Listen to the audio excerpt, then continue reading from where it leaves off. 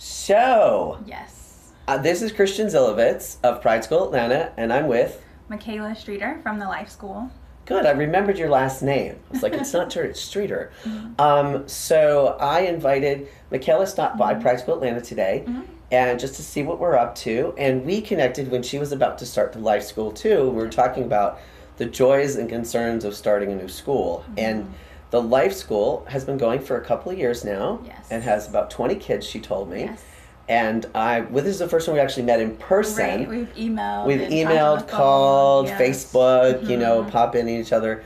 So I invited her to come on camera today to tell us more about what they're up to at Life School and maybe what brought her here today. What was the curiosity that brought you here today? So let's start with that. What was the curiosity that brought you here today for our open house? Sure. Yeah, I mean, I've been following you guys on social media, and we've talked back and forth, and so I wanted to see the new space and what you guys were up to, the latest iteration of the model, and connect in person. Nice. And I'm glad you took the time to come over here in the summertime. Right. It is the middle of July. It is the middle of July, and for those who are not familiar with the South, school starts in like 3 weeks. And if you're in the city of Atlanta, it starts on like August 1st, which is insane. School gets out around Memorial Day and goes back in around the first week of August. Yeah. It's kind of nutty. Being from the North, I'm like June 17th to the 24th.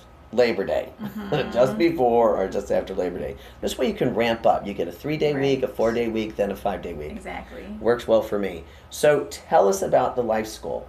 Sure. So and where it's at and stuff. Yeah. So Life School is a self-directed, project-based high school. We're near downtown on the west side.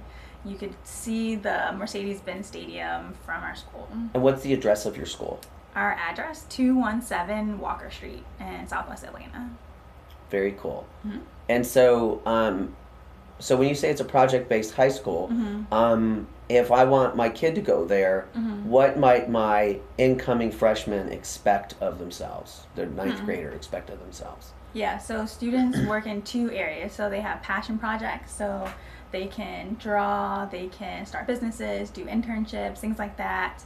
Really explore the things that are really interesting and exciting for them. And then they also have their academic courses. And so we're a full-time high school, Monday through Friday, 10 to 5. And so academic courses are also all project-based. So we worked with content experts to design what are the 3 or 4 most engaging projects for each subject.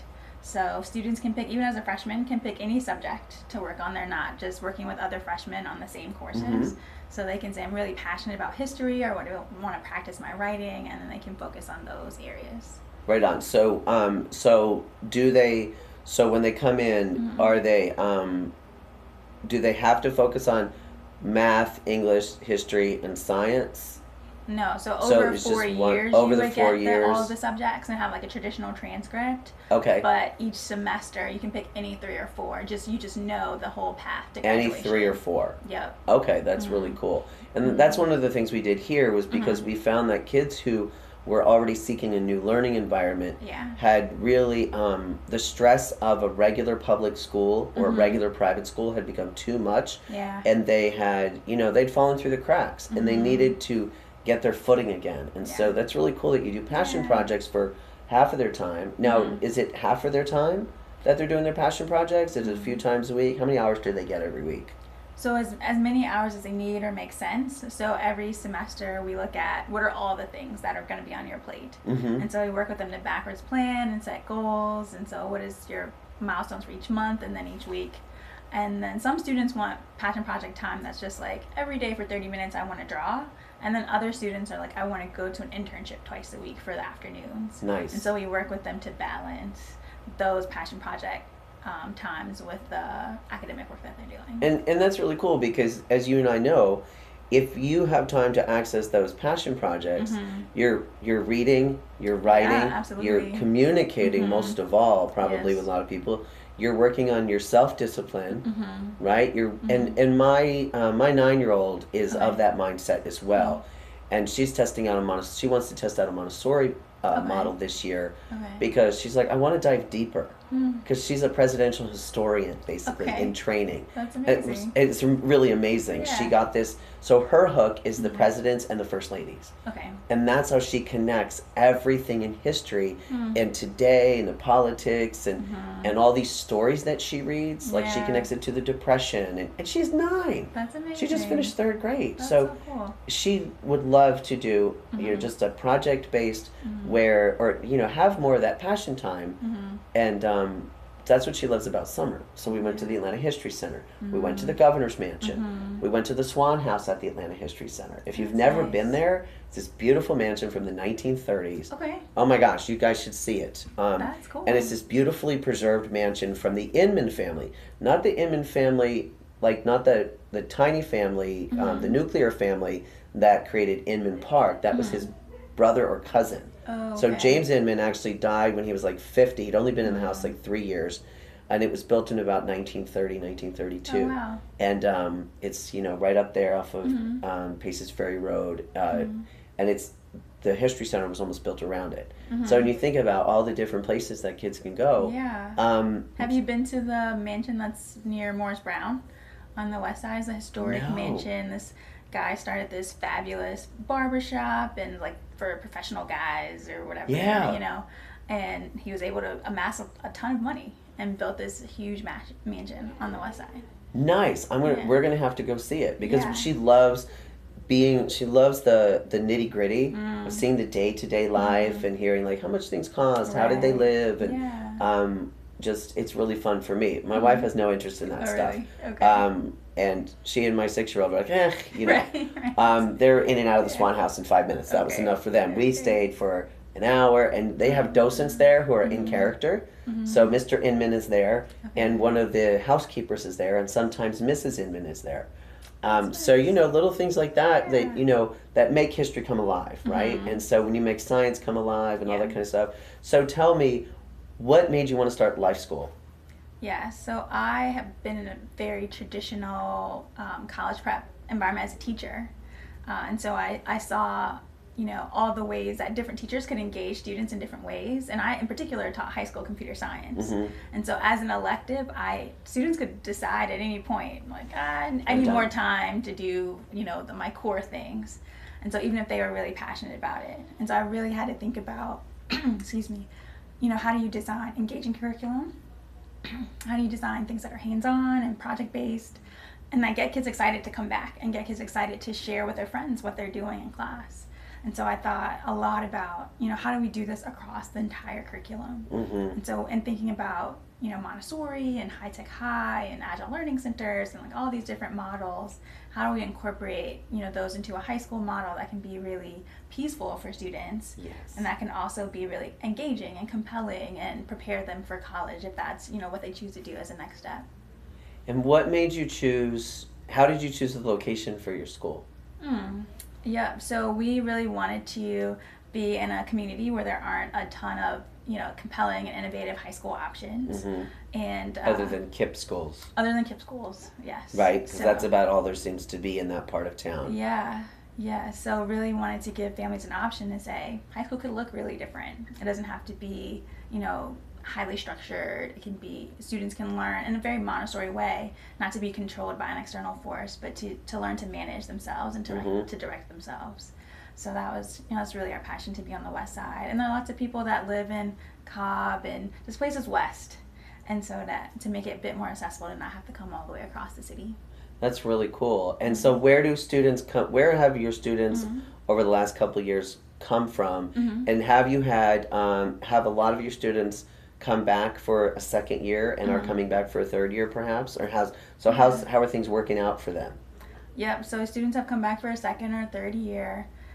So let's see, students come from all over the west side, of course, but other parts of the city, from like as far as Alpharetta and Smyrna and down to Cascade and East Lake, and so all over the city. So. That is really cool. And that's what we found.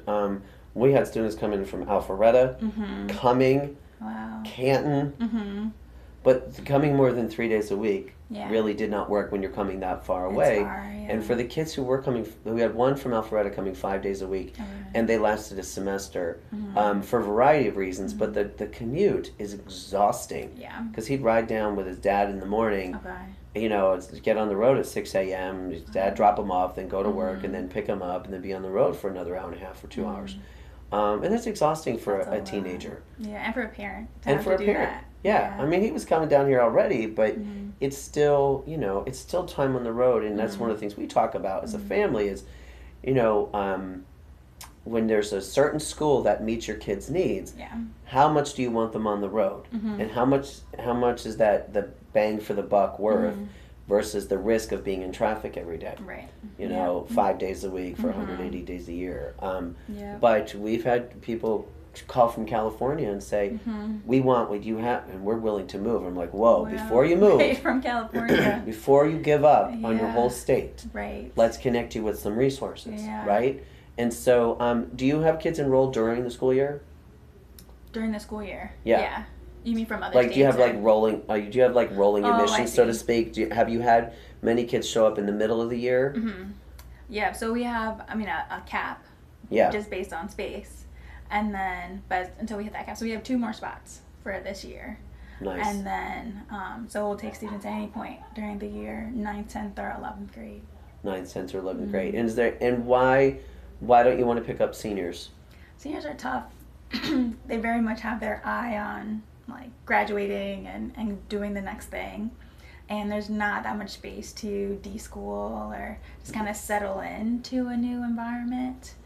Just this kind of like, all right, how do we finish all these credits? How do we, you know, and can we just like you're trying to fix it. Yeah. Yeah, like they're usually at that point. They're like, I'm trying a new school because I don't have enough credits and I want to graduate from high school. So a lot of the schools will not take seniors too. Right. Right? Yeah. The funky schools don't take 12th graders. Yeah. Because there's better options for them too. Yeah. You know, and if your goal, especially if your goal is just to graduate. Yes. You know, if you really want a new environment, we're happy to like have individual conversations, but generally coming in as a senior is tough. Right. Yeah. Right. Absolutely. What may I ask what the tuition is? Sure. It's $500 to $1,000 a month for 10 months. Nice. Nice. And so you have sliding scale tuition. So I have a sliding scale, yeah. And what do you use for your financial aid to determine financial aid? So within that range, families all in the honor system, you know, what works for them. And if a family can't meet that, we're happy to have individual conversation and talk with them about options. Very cool. And are you a nonprofit? Yeah. And so what are some of the places where you've gotten donations from either organizations, foundations, individuals? Where's been your biggest base? Or who are some of your biggest fans that have been supporting you, I should say? Sure, yeah. So a lot of family and friends from all over the country have been really supportive. Who have really sponsored individual students and partner with their families. Nice. Yeah, and then we've done different fellowships. We did the 4.0 schools fellowship, and so that was great for coaching and support as well as grants. And then here in Atlanta, the Center for Civic Innovation had a Civic Innovation Fellowship. We participated in that. Nice. And so tell me about that Center for Civic Innovation Fellowship. Right, so it's all about people that want to innovate around civic issues in Atlanta. So there's education, food, healthcare, wellness, all sorts of different topics. And so it's really great to connect with other businesses. So one was an art studio that's not too far away from us in East Point. And so we've worked with some of their artists many of our students are very creative and entrepreneurial, and so they were able to take classes and learn from these very professional artists that want to be shown in the Smithsonian and have these amazing films. And so we've worked with them and a number of other folks, I'm trying to remember, that were also a part of that fellowship, and we were really able to connect. We do an annual fundraiser around the Atlanta Marathon, and so we partnered with one of the other groups, and the fellowship was a gym, and so we were able to work with them.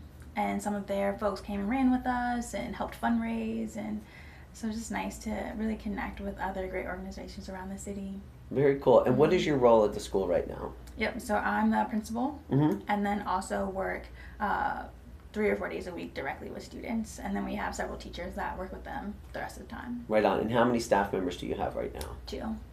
Very cool. Very cool. And how did you recruit your staff? How did you find them, or did they find you? Yeah, so parents have helped recruit applicants for job positions, and then we did an ad on LinkedIn, and folks came out, Instagram call, social media. So just from all over, word of mouth. And so people recommended folks that they thought might be interested. And so we really wanted to get like a mix of personalities and interests and backgrounds, so students can work with all sorts of different people, very eccentric, eclectic type folks that love community service and also love music production and dance, or all sorts of things that students might want to work on or learn from or build skills in. That is really cool. And tell me about the demographics of your school. Tell me about the kids. Yeah, so it's like 60-40 boys and girls. And then like 80 to 90% African American, and then the rest is like a mix of different backgrounds, ethnicities. Nice. And I will tell you that one of the conversations, so I'll ask you, if I had an LGBT identified or kind of a gender fabulous kid. Gender fabulous, I like gender fabulous. You don't have to be gay, you just might be fabulous, right? How would they feel in your community? Yeah, I think that we have students with all sorts of different fabulousness. And so we really work to create an environment that's just a safe space for everyone. And even things like, you don't know something or you have a question, and to not say, and then like in a traditional environment, sometimes it's like, oh, well, we're all in this grade, so everyone should all know this. And it's like, well, why? We study the Constitution in third grade. Right. Why would I know it? Maybe I missed that day. Maybe my school didn't teach that. You just never know. And so how do you, be open to the fact that you might know something or have some understanding about some topic or perspective, and be the only person that knows and be able to share and feel comfortable and not be like, oh, you're dumb, you don't know that, or like, what's wrong with you?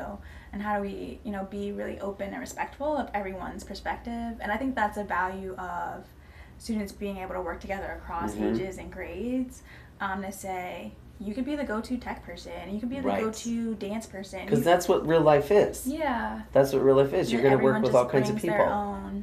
Yeah, we just learn from one another. And I'm so glad you said that. And one of the, so a lot of the parents that, families we've connected with are either LGBT identified parents, LGBT, etc., or, questioning kids, or they might have another family member who is, and they're looking for, mostly we have families who are looking for a place where they can drop their kid off and breathe. Yeah. When they can say, finally, my kid is in a safe and thriving, a safe space where they can thrive. Exactly. And they'll actually get an education. Right. Right? They're not just dropped off at therapy. They're not just in the Boys and Girls Club running amok and playing games or whatever. They're actually getting an education in a quiet, calm environment. Exactly. Are there kids who have chosen not to come there because they prefer the bigger hoo-hurrah of they want sports, how has that been for some of your students, and have they formed like their own little like unofficial clubs, or do any of them play sports with clubs or that kind of stuff? Yeah, so we definitely have had students that saw that high school television show or something and wanted that big high school experience, and that's something that people want, and sometimes it is a good fit and sometimes it's not.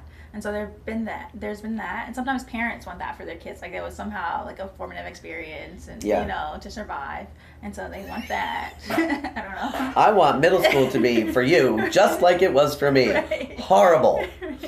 Horrible. I grew a lot as a person, Whatever doesn't kill you makes you need meds later. I don't know. So sometimes people want that. So that's been a thing. But we partner with different community organizations. So we have a youth music studio where students can go and get instrument and voice lessons and get in a recording studio. Is that the same place that the new school goes? Oh, I don't know. Because the new school is a really cool high school as well, and project-based, I think partially project-based. But they also partner with a music studio in the area. I wonder if it's, gosh, there's probably so many in Atlanta. I'm so ignorant about that. I'm just an average suburban dad, So there's probably a whole bunch of recording studios. Yeah, so this one's just designed for youth, and it's really close by for us. Wow. Yeah, it's called Notes for Notes. Nice. Check out. Yeah, so we go there, and then we also use the Salvation Army Croc Center Community Center. So they have a basketball court and weightlifting and dance studio. So there's lots of time for. Do they charge you to use the space? Yeah, it's so nominal. It's fine. Yeah. So, yeah. That's really nice. Yeah. When we went to small schools at one of the high schools I worked at in Seattle, only I think 2 of the schools had access to the gym, and then 2 of the other schools, 2 of the other small schools, chose to go to the new YMCA. And that was just a stone's throw away. They just walked over there, pricey. Beautiful workout facility, and I don't know what kind of partnership they developed, you know. But, you know, they could take workout classes. They could just, you know, work out on the weights. They could play basketball, that kind of stuff. Yeah, sometimes they have pools. You know, they had a pool there. They had a beautiful pool.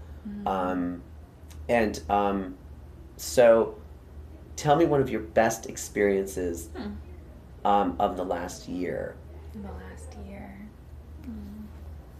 So many different things.